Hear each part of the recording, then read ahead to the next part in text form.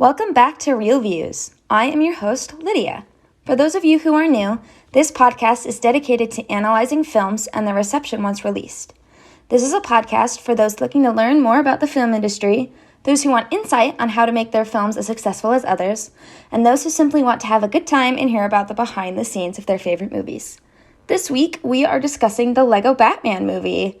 I'll be exploring the creative decisions that went into making the film, the rhetorical strategies at play, and concluding with reviews and public reception.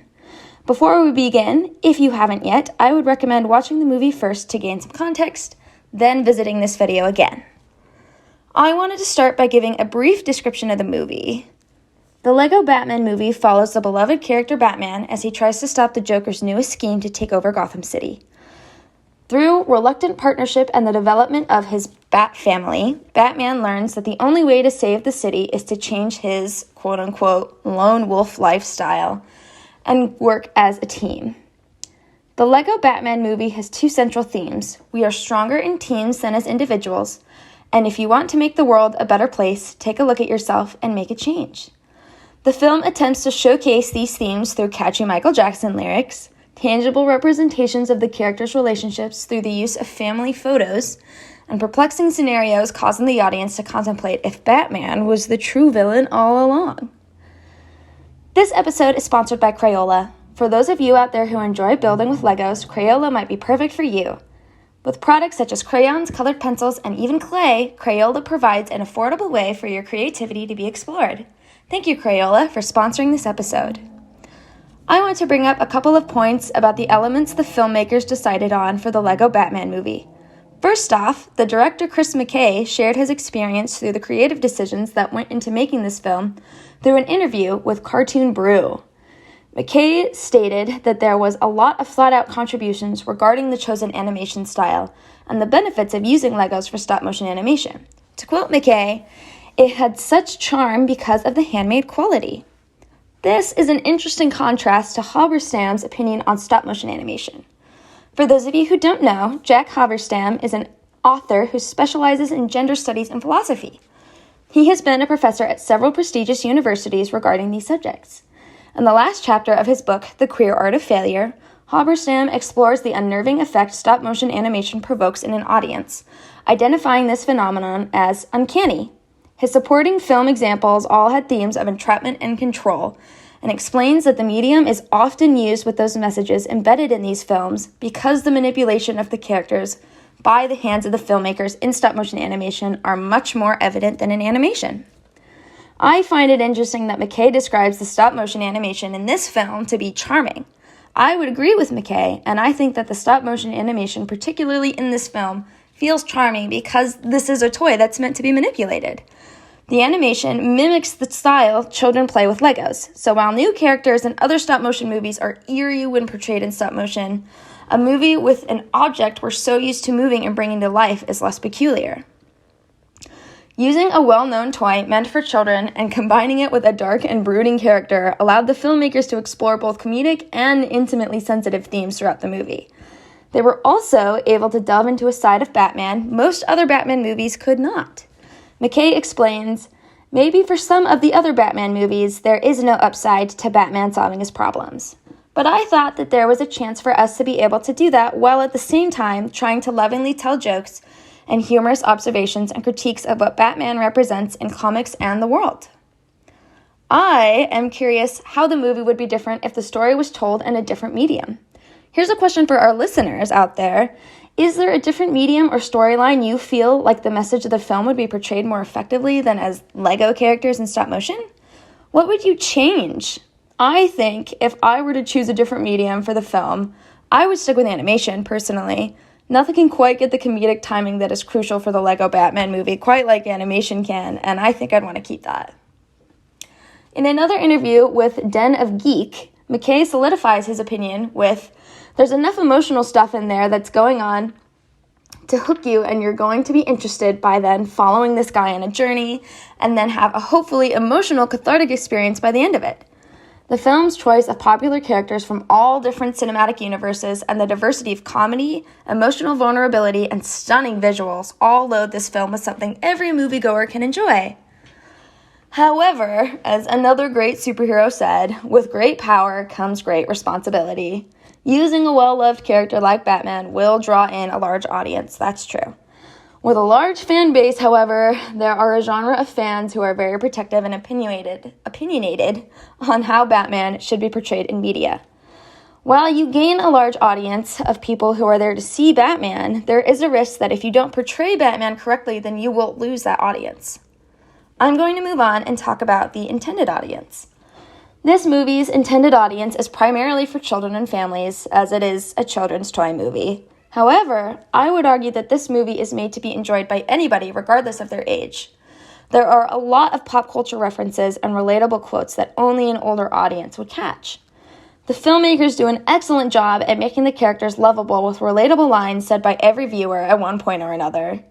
The filmmakers have also done an excellent job in making their characters relatable, and this helps the audience have a much easier time connecting with them. One of my dad's favorite parts of the movie is when Batman and Robin are in the Batmobile in the heat of battle, and Robin needs to go to the restroom. Batman scolds him and asks him why he didn't go at the Batcave, and Robin says he didn't need to go then. Batman asks him if he can hold it in like a big boy, right before their conversation is interrupted. I've heard my dad say those exact words to me and my siblings on road trips countless times, and I know that this is a pretty universal experience. Seeing Batman and Robin experience something similar to our life experiences makes us as the audience feel connected to the characters, and it encourages the audience to feel like Batman and Robin's relationship has progressed to a father and son's relationship at this point of the film. Speaking of characters, I wanted to mention the lighting in this movie. I think it's so cool that the lighting was a character in of itself. Lighting and smoke were used in most scenes and let the audience know what the focus of the scene is. If the lighting in the background was blue and there was smoke, this is a scene revolving around Batman. Or if there was green lighting and smoke, you knew that Joker was right around the corner. The animators did a fantastic job at creating this complex world from some plastic blocks, smoke, and lighting. This episode is sponsored by Pop Secret. For all my fellow movie lovers out there, there's no movie experience that's complete without a good bag of popcorn. Pop Secret's delicious popcorn is the cherry on top to make your perfect movie night anywhere. Thank you, Pop Secret, for sponsoring today's episode.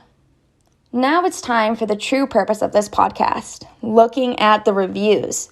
Looking at movie reviews is critically important for those looking to write and create similar films because they tell us which rhetorical strategies were successful and which were not. With all of the creative components and meanings of the film in mind, let's look at how effectively the audience received them.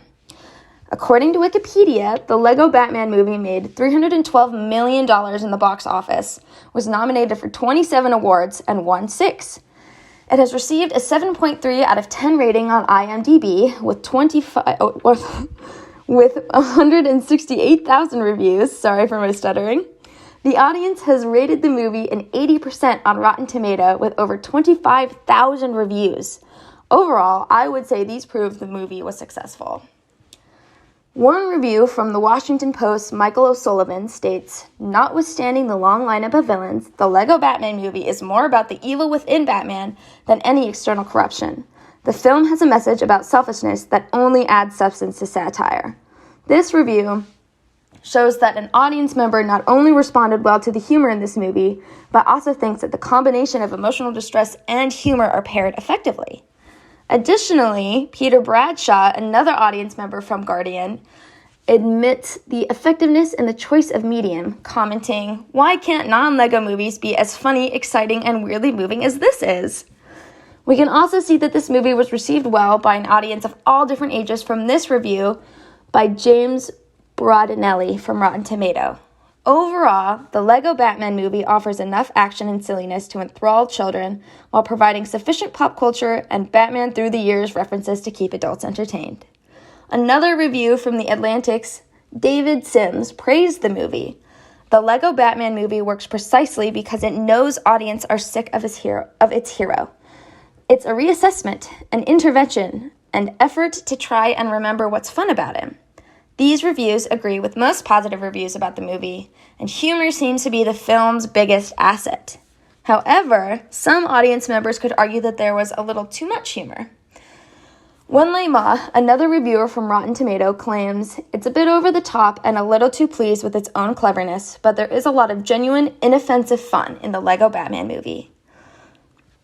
Others argue that the movie should not have tried to stay away from comedy.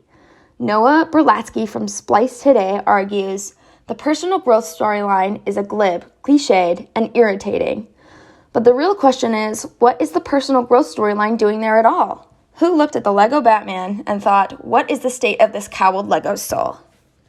As predicted, the risk with using a character with an established and dedicated fanbase comes to fruition. Josh Wilding from comicbooksmovie.com remarks, fun for kids, but mostly forgettable for everyone else.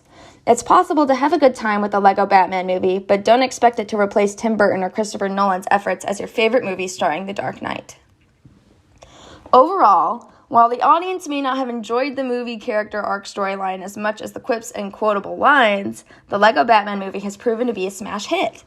For those of you looking to make similar movies to the Lego Batman movie, I would conclude that the rhetorical strategies used in this movie were successful, and with some tweaking to fit your project would be effective in reaching your audience.